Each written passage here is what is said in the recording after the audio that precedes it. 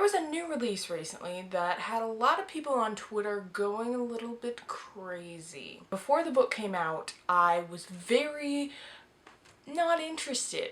I mean, I was interested, I was excited for this book, but I did not realize what would happen after I read it.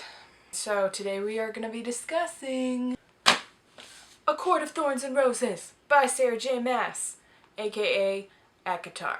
I recently went to a Sarah J. Maas signing and got this book because it's her new release, and oh guys, it'll change your life. Like, you think Throne of Glass was good, I would dare say that this is better. If you don't know what A Court of Thorns and Roses is about, basically it's a new adult fantasy retelling of Beauty and the Beast. It's set in a world that is similar to Throne of Glass. I think Sarah J. Maas said it's like a word key away from being the same world, but it's not actually, but it kind of is, so if that helps you, I don't know if it does. This is the first book in a trilogy, I believe, is what she has set out for this, but it's really good. Like, I cannot explain it. I cannot. This is my favorite book of the year right now. I don't know what I'm going to say after Queen of Shadows comes out, because, you know, that could be a little crazy, but this is topped End of Days and Gone Girl. So now we have my top 3 favorites of the year. So that's exciting. Basically, we follow the main character, Feyre, and of course, a beast character comes in. It's really dramatic, really steamy, and it's beautiful. Like, I don't know how else to rave about this book. It's gonna get a 99% from me, so it's about the same level as Air Fire and Crown of Midnight.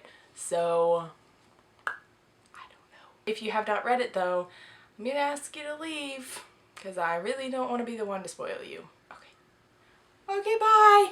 So if you're curious, I did get this one signed, so. I had heard a lot of things going into this book, mainly because there were a lot of arcs out, and there were a lot of people, anytime anybody finished the book, they would go on Twitter and be like, this is like the best book I've read in 10 years, or 5 years, or however many, and I was just like, really? Is it really that good? Like, is it better than Air of Fire? Because Air of Fire was really good. It isn't until you get a couple chapters in that it just hits you, and you're like, oh my gosh, like, I have not loved anything else in my life. Like, obviously this isn't my favorite book ever because Harry Potter, but I'm gonna have to reconsider a few things in my life. I loved this. It was great. It was awesome. I just think it's beautifully written. The characters are phenomenal, and I think just the storyline is really great too. And it was really good. You should have heard me yesterday. I was like, I spent the whole day yesterday reading. I got up and edited a video for a little bit amount of time, and then I read for like 5 to 7 hours, and then I went to work, and then I read after work, and by the end of last night, I was voxing Brianna from Gusher Books, and I was just like, help, like, I don't know how to deal with this. You've read this, you know what I'm feeling, help. And so we kind of like worked through some things together, but I was a mess yesterday. Like, I didn't cry. I wasn't that kind of a mess, but like mentally, emotionally, I was a mess. I could not handle the awesomeness that is this book. I'm gonna get the important stuff out of the way first. I am a Phelan shipper to the end. I recognize where people are coming from with Rhys, and I do not dislike him as a character or a dude, but personally I think Phelan needs to stick together because, you know, they both went to such extremes to like help each other and save each other, and I just want them to get together. Let's talk about the Beauty and the Beast storyline, because I know going into it, that was the main thing I knew. I didn't really read the synopsis before I started the book because I just kind of assumed that was the synopsis. Like, I haven't actually read the real synopsis, and I just went into it semi-blind, which was good on my part, but I totally forgot a bunch of different parts of the storyline for Beauty and the Beast, you know? Like, I knew the Beast takes Beauty, but I don't think it like registered in the back of my head like the rest of it, you know, like the curse and like how he transforms from being a beast, you know, which is kind of like what happens with the Maas and all this stuff. And so like by the end of it, I just like the curse part just got me alone, and I was like, she could have said I love you, but she didn't because she was worried that he wasn't gonna love her back and all this stuff. And it's just like typical teenage girl, like that's what teenage girls do, you know? They're like, it's okay if I don't say I love you because I know you're not gonna love me in like a week anyway, so it's fine. Like, I suck, you're awesome, bye. And like, of course, that is the downfall of Feyre. Like, worst thing. Although she does do worse things than that. But that was just like a moment where I was like, you were this close. It was close and you didn't do anything. I did think it was cool how the beast was like not stuck in beast form and she like changed it and made it so it was like they were all stuck in masks. I didn't actually remember that for half the book. Like, I don't think I ever pictured any of them with masks on. Even though she brought it up a lot of times, which I appreciated to remind me, but did not think about that. I really like Lucien, but I also really like Tamlin, but I also really like Rhys. Like, obviously it comes back to the dudes. I think Tamlin is best for Feyre, just because, you know, they're perfect together and awesome and I love them.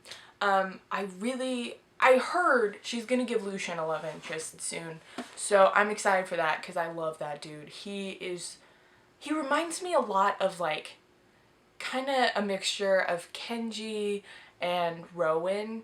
Like, a mixture of the two. All of the friend characters that the girls have in YA, just like, that's Lucien. He's like really mean to her, but at the same time, at the bottom of his heart, he like really cares about her and he doesn't want her to die, and I just think it's beautiful. Rhys.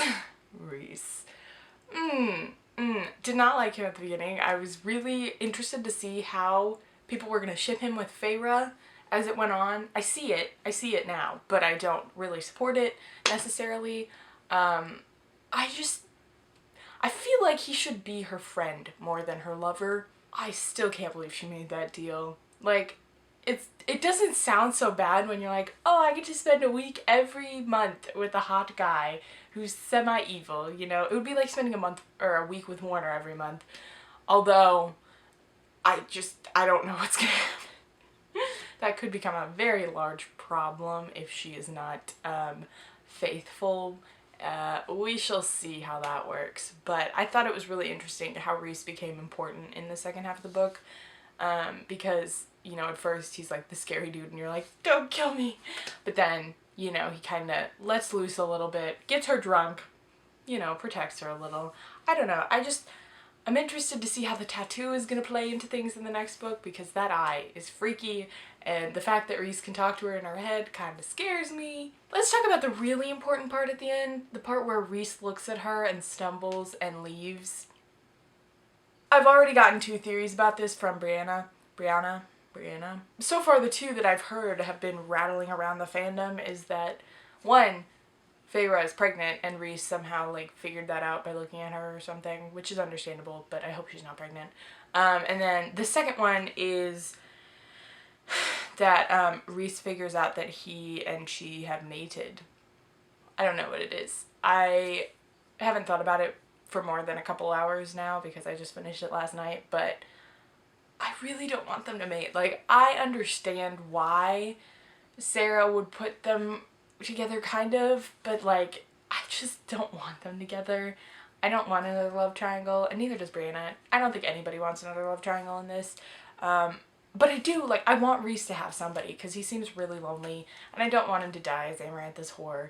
Like, that would just be really sad. Somebody, I think it might have been Brianna, suggested that Sarah would match up Feyre's sisters with people, and as interesting as an idea that might be, I don't know if I want that. I don't think they would do that. Like, Rhys doesn't seem like the kind of guy who would just, like, aside from Feyre. Like, Feyre, she's now Fae, so it doesn't matter. But I just don't see him falling for a human, I guess. I don't know. I really don't want another Twilight baby, because apparently there's this pin on Sarah's Pinterest board, which is apparently filled with lots of clues. Haven't looked at it deeply enough yet. There's a picture of somebody who looks like Rhys with wings, holding a baby, and they're surrounded by, like, evil things or something or other, and, you know, it's probably gonna break my heart, whatever it is. I was joking about this, actually, talking about, if Feyre was pregnant, and, you know, of course, she stays with Tamlin and it's beautiful, and Rhys is like, I need somebody, I'm the whiny friend, I'm Jacob. Basically, I think that he could potentially get attached to the baby. Like, wouldn't that be funny if we had, like, a modern day imprint with Rhys? as long as Feyre doesn't name her child Renesmee or Albus Severus, I think we're good there. But I am nervous. Like, that would be an interesting twist, if I do say so myself. I don't know. It was just like, I don't know why it was so good. Like, part of it probably is because it's new adult instead of just YA. And it's like a continuation of the great world that we loved in the first place, Throne of Glass. I think this layout is more interesting than the Throne of Glass layout. Like, the fact that they have all these different courts and they have like high lords and stuff, I think that's way more interesting. And like, you have so many more possibilities with that rather than just like, hey, there's like a fairy world over here and the human world, like, you can't have magic and it's ruled by an evil king. Like, the courts are so interesting. Like, I'm interested to see what's gonna happen in the Night Court, because, you know, we're gonna go there. That's like the only thing we know about the next book, is we're going to the Night Court for a week. But yeah, I don't know what made it so good, but like, I think part of it was also the sexual tension, and just like, I think the characters make it so great. Like, I just loved hearing Tamlin and Lucien and Feyre be in a room together. Like, that was just beautiful to me. Like, anytime that she went down to dinner, I was like, yes, I'm so excited. Just because, one, she gets to interact with Tamlin, who she's obviously gonna fall in love with, and two, Lucien is like so great. He's like super funny and he insults her, but at the same time he loves her. I don't know, not like that, but you know what I mean. I feel like Sarah really likes tasks and trials. Did I call them are they trials or tasks? I don't know. I keep thinking Goblet of Fire. But I thought it was really interesting, the task that she chose. The fact that she didn't know that she was illiterate, and then of course it's like, hey, read this riddle, and she's like, fuck, I don't know riddles, I can't read, this sucks. And Lucian's like, you've gotta be kidding me, like, you're literally giving me the worst savior in the world. And thankfully Rhys made his weird bargain and got to help her out, but that was just painful to watch. And then her reasoning on why she was gonna pick her lover, she's like, well, 2 is great because it's a couple, it's like me and Tamlin, but 1 is like Amarantha, that's bad, you know, and 3 is like sisters, and that's too many, like, we're gonna go with 2. And of course Rhys is like, what the fuck are you doing? Like, don't do that, no. The worm one was really weird. I don't know if you've seen this, but there is a SpongeBob episode, I don't remember what it's called, but it's something about like an Alaskan bullworm. And that's what I pictured as the worm. Like, literally. In cartoon form, that's what I pictured as the worm. The part where Lucien screams and he's like, to your left! I just could not help but picture Hermione in the second task, first task? First task. In Goblet of Fire, like in the movie, when she's watching and she's like, you're what, Harry? You're what? And I was just like, Lucien is Hermione. It's great. And then the third task, part of me was like, dude, Feyre, you don't know them, just ignore it, just kill them, get this over with, like, save the court, it's fine. But the other half of me was like, oh my gosh, like, you have to kill people to get your love back, like, this is terrible. And then, of course, she's like, crap, I'm looking at Tamlin, I have to kill Tamlin. And she takes like 20 minutes to be like, there's something, I know, there's something, there has to be a loophole or something. And then she finally figures that out, and he like smiles at her as she kills him, and it's like, eh. That was cruel, Sarah. That was very cruel. I just keep thinking about the end where she like figures out the riddle, and then she like dies, but then she comes back to life and is turned into High Fae. It's literally like Breaking Dawn, I swear. So I wouldn't be shocked if she was pregnant at this point. I'm gonna let you guys in on, not necessarily a secret, but I've learned some stuff while I was at the Sarah J. Maas signing. And she actually wrote this, like, the first draft in 2009, I think, and she wrote it in like 5 weeks because her publisher was like doing something with Throne of Glass, and she was like, I want to write, so she like wrote this in like a month.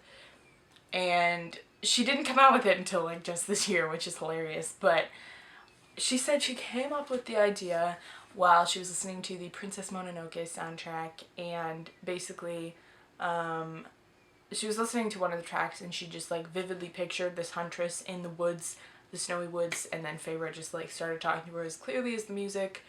So in case you're wondering, basically it's Princess Mononoke. Like, that's the reason. I love that movie, in case you're wondering. If you haven't seen it, go watch it. It's beautiful and the soundtrack is wonderful. Let's talk about what's gonna be in the second book. Brianna, my wonderful ACOTAR friend slash genius, she thinks the next retellings are gonna be Hades and Persephone and or The Little Mermaid. And I 100% agree with Hades and Persephone. If you don't know the story, if you haven't read Percy Jackson,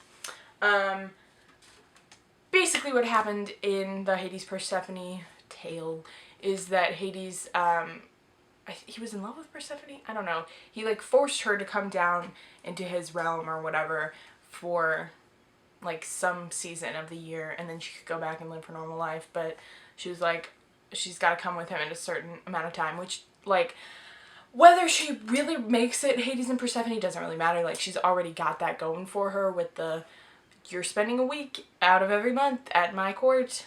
Sucks to suck. So like, I understand that one. The second one is The Little Mermaid. And I'm interested just because there's so many different retellings of The Little Mermaid. Like, there's obviously the Disney version, which is beautiful and magical and my favorite.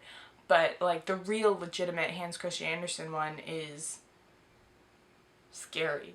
Like, there's not a happy ever after in that one. It's just sad. So I'm interested to see which one she goes with and how she uses it, if she even uses it. I haven't actually looked at her Pinterest board vividly. Like, I've seen her post various things before I read the book, and I was like, oh yeah, there's Lucian with one eye, whoever the heck that is. But like, I haven't done serious snooping to figure out what's gonna happen. But apparently it's very obvious on there that it's gonna be Little Mermaid. I don't know. I don't know at this point. Like, she could have anything in there, really. I'm interested to see what the second cover is and the second title, just because I'm interested to see if she's gonna like try and keep a same title going, like A Court of Blank and Blank, or A Blank of Blank and Blank, or if she's gonna do something like completely random and out of the blue. Just because, you know, Throne of Glass is Throne of Glass, Crown of Midnight, Heir of Fire, Queen of Shadows, blah blah blah, blah blah blah, you know? Like, it's very similar. So I'm interested to see if she does similar or if she goes completely different with the second one. But yeah, this series has taken over my life, and I'm only on the first book, so that's cool. Sarah J. Maas is a genius, and it was such an honor to get to meet her. Ooh, she's like one of my favorite authors right now. Forever and ever, probably. But anyways, I'm just really excited about this book, and if you have theories, if you have comments, if you want to talk about the boys, please do so in the comments. I would appreciate it. I love talking about this stuff, apparently. I am going to try and write a song about this book, for sure. Like, I would not miss that opportunity. It's going to make me cry, but I'm going to try and do it. So I'll keep you posted on that. But, yeah.